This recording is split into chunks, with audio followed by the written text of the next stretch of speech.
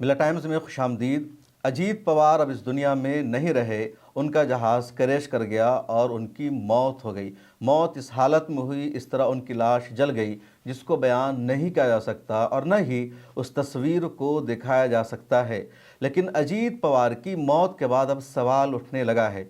कुछ लोगों ने साजिश का भी दावा किया, कुछ लोगों ने ताज़ियत की, कुछ लोगों ने कहा कि अभी कुछ कहना कबल अज़ वक्त होगा। लेकिन अजीत पवार थे कौन? क्यों उनकी मौत पर पूरा हिंदुस्तान सोग मना रहा है? सभी कम्युनिटी, सभी धर्म के लोग इसको अपना खसारा और नुकसान बता रहे हैं। और ममता बनर्जी ने जो बयान दिया है, उसने बीजेपी और आरएसएस की नींद को हराम कर दिया है।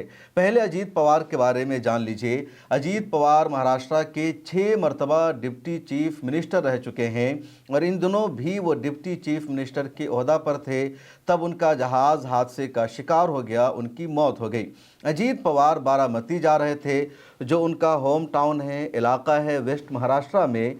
और बारामती ये पुणे से नज़दीक है। पुणे में तो बाज़ाब्ता बहुत बड़ा एयरपोर्ट है, लेकिन बारामती में भी छोटा सा एयरपोर्ट है जहां छोटा जहाज़ लैंडिंग करने की सलाहियत रखता है। चुनांचे बारामती एक के चार्टर प्लेन से एक छोटे जहाज़ से अजीत पवार जा रहे थे और उसी बारामती एयरपोर्ट पर उनका जहाज़ क्रैश कर जाता है। अजीत पवार का जहाज़ सुबह में 8 बजकर तकरीबन 44 मिनट पर क्रैश होता है। अजीत पवार आज यानी 28 जनवरी को मुंबई एयरपोर्ट से रवाना हुए थे बारामती के लिए और सुबह तकरीबन 8 या कह लीजिए 8 बजकर 30 मिनट पर उनका ये जो जहाज़ है वो बारामती पहुंच गया था। बारामती पहुंचने के बाद उनके जहाज़ ने लैंडिंग करने की परमिशन मांगी और लैंडिंग करने की परमिशन दे भी दी गई, लेकिन पायलट ने कहा कि उनको कुछ भी नज़र नहीं आ रहा है, रनवे नहीं दिख रहा है और जब तक रनवे साफ नहीं दिखाई देगा उस वक्त तक जहाज़ को लैंड नहीं कराया जा सकता। चुनांचे एयर कंट्रोल की तरफ से कहा गया कि अगर आपको रनवे नज़र नहीं आ रहा है तो गो अराउंड, यानी आप ज़रा सा राउंड में चक्कर लगाइए, इधर उधर जहाज़ को घुमाइए। चुनांचे उसने चक्कर लगाया, उसने परमिशन मांगी और कहा कि अब हमें रनवे की इजाज़त दी जाए और उसने कहा कि अब हमें साफ नज़र आ रहा है, रनवे दिखाई दे रहा है। और रनवे की तरफ से या कह लीजिए एयरपोर्ट की जो कंट्रोल अथॉरिटी होती है वहाँ से जहाज़ को लैंडिंग की परमिशन दे दी गई। लेकिन जब मंजूरी मिली लैंडिंग की, उसके बाद पायलट का कोई जवाब नहीं मिल सका एयर कंट्रोल रूम को और उसके कुछ ही सेकंड के बाद कुछ लोगों ने रनवे के बाहर आग की लिफ्टों को देखा। मतलब तस्वीर साफ हो गई कि जो जहाज़ लैंडिंग करने वाला था वो जहाज़ अचानक क्रैश हो गया। मकामी लोगों ने जो कुछ बताया, जो रिपोर्ट आई है, आगे मैं उसकी तफसील बताऊंगा। सबसे अहम बात यह है कि चार्टर प्लेन कैसे हादसे का शिकार हो गया, क्या लोगों ने हादसा का शिकार होते हुए देखा। जो डिटेल्स आई है, पीआईबी ने जो इसकी तरफ से तफसीलात शाये की, उसमें बताया गया कि जो जहाज़ था ये एक प्राइवेट कंपनी का था और इस प्राइवेट कंपनी का नाम है वेंटर एविएशन। इसकी मिल्कियत का जहाज़ था और साल 2010 का बनाया हुआ ये जहाज़ था। उसके बाद इस जहाज़ में ज़्यादा से ज़्यादा 8 मुसाफिरों के ही बैठने की जगह होती है, यानी 8 पैसेंजर ही इस तरह के जहाज़ में बैठ सकते हैं और इसका नाम था VTSS के लेयर जेट। तो लेयर जेट कंपनी का ये जहाज़ था और ज़्यादातर जो इस तरह के बिजनेसमैन होते हैं या पॉलिटिशियन होते हैं वो लेयर जेट का ये जहाज़ इस्तेमाल करते हैं, क्योंकि हेलीकॉप्टर भी नहीं होता बल्कि एक तरह से जहाज़ हो जाता है। तेज़ रफ्तारी के साथ ये उड़ता है और छोटे एयरपोर्ट पर भी ये लैंड कर जाता है, यानी जहां हेलीकॉप्टर लैंड कर जाता है वैसे एयरपोर्ट पर ये जहाज़ भी लैंड करने की सलाहियत रखता है। तो उस 8 लोगों के बैठने की जगह होती, छोटा जहाज़, इसलिए आम लोग इसका इस्तेमाल करते हैं और इसलिए अजीत पवार भी इस जहाज़ का इस्तेमाल कर रहे थे। किराए पर उन्होंने जहाज़ ले रखा था। ये प्राइवेट कंपनी का जहाज़ था, सरकारी जहाज़ नहीं था। अब जो पीआईबी ने रिपोर्ट शाये की उसके मुताबिक 8 बजकर 18 मिनट पर पहली मरतबा बारामती का जो एयर कंट्रोल रूम है उससे इस जहाज़ ने कॉन्टेक्ट किया और इस प्लेन को, इस जहाज़ को अप्रोच दिया गया, यानी इसको वहाँ आने की परमिशन दी गई। पायलट ने कहा कि हमें कुछ भी नज़र नहीं आ रहा है, ताहद निगाह धुंध है। उसके बाद एयर कंट्रोल रूम से कहा गया कि गो राउंड, यानी आप चक्कर लगाओ। जब दोबारा चक्कर लगाने के बाद पायलट ने 8 बजकर 43 मिनट पर यह खबर दी, इन्फॉर्मेशन दिया कि अब हमें रनवे नज़र आ रहा है। कंट्रोल रूम से लैंडिंग की क्लियरेंस मिल जाने के बाद कंट्रोल रूम को पायलट का जवाब नहीं मिल सका और अगले ही सेकंड लोगों ने बताया कि रनवे के बाहर आग की लिपटें दिख रही है, आग के शोले नजर आ रहे हैं और ये बात कंफर्म हो गई कि जहाज क्रैश हो गया है, हादसा का शिकार हो गया है। और रनवे 11 के बाहर जहाज का मलबा पाया गया। उसके बाद मकामी लोगों ने भी बीबीसी को बताया, एनआई को बताया कि उन्होंने एक जहाज को देखा जो जहाज चक्कर लगा रहा था, काट रहा था, और जहाज को देखते ही उनकी समझ में आ गया कि इस जहाज़ को लैंडिंग में परेशानी हो रही है, इसलिए जहाज़ चक्कर काट रहा है। इसी तरह कुछ और लोगों ने बताया कि उन्होंने देखा कि यहाँ पर आग के शोले भड़के हुए हैं, चुनांचे वो यहाँ पर पहुँचते हैं। जब वो पहुँचे तो उन्होंने देखा कि एक जहाज़ जल रहा है, हर तरफ आग का शोला उठ रहा है, कुछ लाशें पड़ी हुई है। उन्होंने गौर से देखने की कोशिश की, इसके बावजूद फैसला करना मुश्किल था कि कौन लोग हैं, किन की लाशें हैं। लेकिन उसके बाद मज़ीद गौर से उन्होंने देखा तो उनके हाथ में कुछ ऐसा सामान था जिससे पता चल गया कि दादा है। अजीत पवार को महाराष्ट्र में दादा कहा जाता है और वो महाराष्ट्र के हिंदुस्तान के मकबूल लीडर माने जाते हैं। बिहार में जिस तरह नीतीश कुमार एनडीए का पार्ट होकर या बीजेपी के अलायंस में रहकर एनडीए का हिस्सा बनकर हमेशा सेकुलर चीफ मिनिस्टर कहलाते रहे हैं, सेकुलर नेता की उनकी इमेज रही है, इसी तरह अजीत पवार का भी मामला है। जब एनसीपी को बीजेपी ने दो हिस्सों में बांट दिया और एनडीए ने महाराष्ट्र में सरकार बनाई बीजेपी और शिवसेना के साथ मिलकर, तो अजीत पवार ने भी एनसीपी को दो हिस्सों में तकसीम कर दिया और एनसीपी के बहुत सारे एमएलएज, बहुत सारे एमपीज अजीत पवार के साथ मिल गए और अजीत पवार एनडीए में शामिल हो गए। उन्होंने सरकार बनाने में सपोर्ट किया और अजीत पवार को डिप्टी चीफ मिनिस्टर बनाया गया। इस मरतबा भी महाराष्ट्र में एनडीए की सरकार है, यानी बीजेपी है, एकनाथ शिंदे की शिवसेना है और उसमें अजीत पवार की एनसीपी है और अजीत पवार चीफ मिनिस्टर के ओहदा पर हैं। तो अजीत पवार एनडीए के अलायंस में हैं, लेकिन उनकी इमेज सेकुलर नेता की है, मुसलमानों के साथ उनके ताल्लुकात है, मुसलमानों के साथ उठना बैठना है। और महाराष्ट्र में जब भी मुसलमानों को इस हुकूमत में मुश्किल का सामना करना पड़ता है, मुसलमानों के मसाइल पर गुफ्तगू करनी होती है, तो मुसलमान अजीत पवार से ही राब्ता रखते हैं। 2024 के असम्बली इलेक्शन में महाराष्ट्र में अजीत पवार ने अपनी पार्टी से 5 मुसलमानों को टिकट दिया था, एकनाथ शिंदे ने 1 या 2 को टिकट दिया था और बीजेपी ने पूरे महाराष्ट्र में एक भी मुसलमान को टिकट नहीं दिया था। अजीत पवार मुसलमान उलमा से, दानिशवरान से भी मिलते रहे हैं और कई मरतबा मौलाना सज्जाद नुमानी से अजीत पवार ने मुलाकात की, कई मुद्दों पर बातचीत हुई।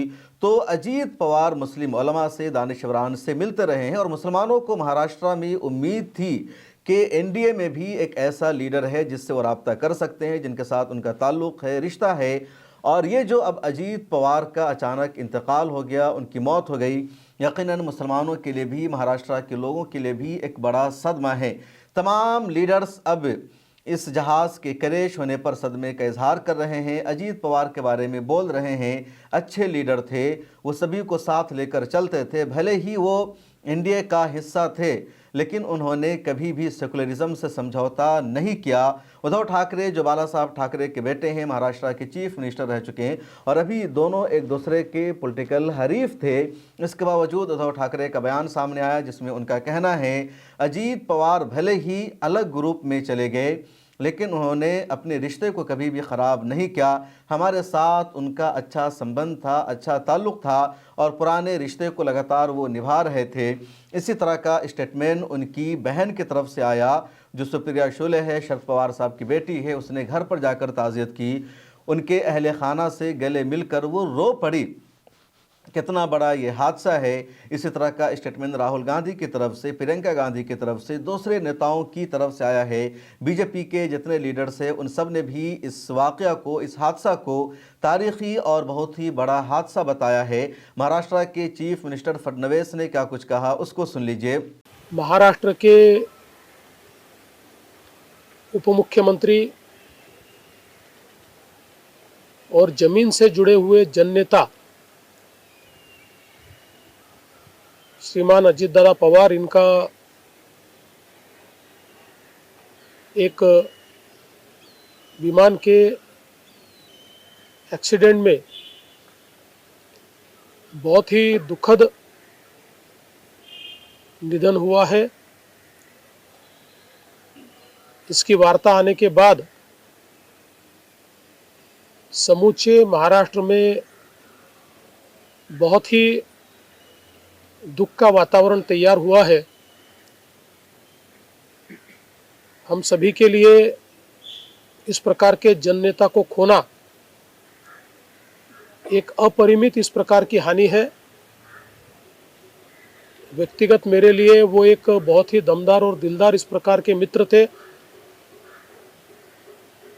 और हम दोनों ने साथ में काफ़ी संघर्ष का काल भी देखा है और अब दृढ़ता के साथ महाराष्ट्र के विकास में जब वो योगदान दे रहे थे और एक बहुत लंबी पारी वो खेलेंगे ऐसी परिस्थिति थी, ऐसे समय उनका निकल जाना, मैं ऐसा मानता हूं कि इसके लिए हमारे पास कोई शब्द भी नहीं है और उनके परिवार पर और उनका जो बृहद परिवार है राष्ट्रवादी कांग्रेस पार्टी, उसके पदाधिकारी कार्यकर्ताओं पर ये जो दुख आया है ये सहना बहुत कठिन है। इस दुख की बेला में हम सब लोग उनके साथ में हैं। अभी जो उनका परिवार है वो जब बारामती पहुंचेगा उसके बाद उनसे चर्चा करके आगे की सारी चीज़ें ज्ञात की जाएगी। मैं उप मुख्यमंत्री एकनाथ जी शिंदे, हम सभी लोग अभी कुछ समय में बारामती जाएंगे और उसके बाद आगे की चीज़ें आप तक हम पहुंचाएंगे। सुबह मैंने आदरणीय प्रधानमंत्री जी को और आदरणीय गृह मंत्री जी को इसकी पूरी जानकारी दी। उन्होंने भी इस घटना पर बहुत दुख व्यक्त किया है। सभी लोग एक प्रकार से शॉक में हैं और अब आगे की जो भी कार्रवाई है वो जैसे तय होगी वैसे आप लोगों को बताया जाएगा। रद्द अमल का सिलसिला जारी है, ताज़ियत का सिलसिला जारी है। इस दौरान ममता बनर्जी ने जो कुछ कहा उससे बहुत बड़ा हंगामा बरपा हो गया है। ममता बनर्जी ने अजीत पवार की मौत पर सख्त सदमे का, अफसोस का इजहार करते हुए कहा कि अजीत पवार का जो जहाज़ क्रैश हुआ है, जो हादसा हुआ है, सुप्रीम कोर्ट की निगरानी में इसकी इंक्वायरी होनी चाहिए, जांच होनी चाहिए। ममता बनर्जी ने यह भी कहा कि 2 दिन पहले ही उनको पता चला था कि अजीत पवार बीजेपी अलायंस से बाहर निकलने वाले थे, एनडीए को वो छोड़ने वाले थे और अजीत पवार के एनडीए से निकलने का मतलब है कि महाराष्ट्र में बीजेपी की सरकार गिर सकती और 2 दिन बाद ये हादसा हो गया। ममता बनर्जी ने सिर्फ इतना ही कहा। दोबारा सुन लीजिए, ममता बनर्जी कह रही है कि अजीत पवार के प्लेन क्रैश की इंक्वायरी और इन्वेस्टिगेशन सुप्रीम कोर्ट की निगरानी में होनी चाहिए। ममता बनर्जी कह रही है 2 दिन पहले ही उनको खबर मिली कि वो बीजेपी के अलायंस से अलग होने वाले हैं और आज उनका प्लेन क्रैश हो गया। इतना कहकर ममता बनर्जी खामोश हो जाती है, लेकिन उन्होंने शक की सुई घुमा दिया। उन्होंने बता दिया कि ये हादसा नहीं बल्कि साजिश है। यहाँ पर कोई प्लान बनाया गया था, कोई मंसूबा रचा गया था, साजिश रची गई है अजीत पवार को मारने की, हलाक करने की। ममता बनर्जी के कहने का साफ यही मतलब है। सोशल मीडिया पर भी लोग लगातार दावा कर रहे हैं। दूसरी तरफ इंडिया टीवी ने एक रिपोर्ट शाये किया जिसमें बताया गया कि लेयरजेट जो प्लेन है, यानी इस टाइप का जो प्लेन है जिसमें 8-10 लोगों के बैठने की जगह होती है, जिनको चार्टर प्लेन के तौर पर उमूमन इस्तेमाल किया जाता है, ये अब तक 200 हादसे का शिकार हो चुका है। खुद मुंबई में या कह लीजिए महाराष्ट्र में साल 2023 में इसी कंपनी का एक और प्लेन हादसे का शिकार हुआ था। वो जहाज़ भी क्रैश कर गया था मुंबई एयरपोर्ट पर बारिश के दौरान लैंडिंग करते हुए। उसमें किसी की हलाकत नहीं हुई थी, किसी की मौत नहीं हुई थी, बाल बाल लोग बच गए थे। लेकिन अभी तक यानी कह लीजिए कि 2023 में इसी कंपनी का लेयरजेट का प्लेन क्रैश हुआ और अभी तक उसकी जो इन्वेस्टिगेशन रिपोर्ट है वो सामने नहीं आ सकी और अब एक और जहाज़ हादसे का शिकार हो गया। दिल्ली में इस कंपनी का हेडक्वार्टर है और 2010 का बनाया हुआ जहाज़ है जो अभी तक चल रहा था। अजीत पवार की जो मौत है उसने यकीनी तौर पर सब लोगों को सदमा पहुंचाया है, नुकसान पहुंचाया है और इस पूरे वाक़े की ईमानदारी के साथ जांच होनी चाहिए। महाराष्ट्र की हुकूमत ने 3 दिनों के शोक का ऐलान किया है। पार्लियामेंट के बजट सेशन की आज शुरुआत हुई और बजट सेशन के दौरान ही अजीत पवार के लिए ताज़ियत का इजहार किया गया और जितने लोग हैं महाराष्ट्र के वो अजीत पवार से मोहब्बत करते थे। अजीत पवार ने एनसीपी को तोड़ दिया था। अजीत पवार अपने चचा शरद पवार से अलग हो गए थे और ज़्यादातर लोग इनको सपोर्ट कर रहे थे। अजीत पवार ही असल एनसीपी के हकदार थे, घड़ी छाप इनको ही मिला था। शरद पवार को दूसरा चुनाव चिन्ह एक तरह से न दिया गया जिसको तुतारी कहा जाता है। अब इस वाक़े के बाद उनके अहले खाना भी परेशान हैं।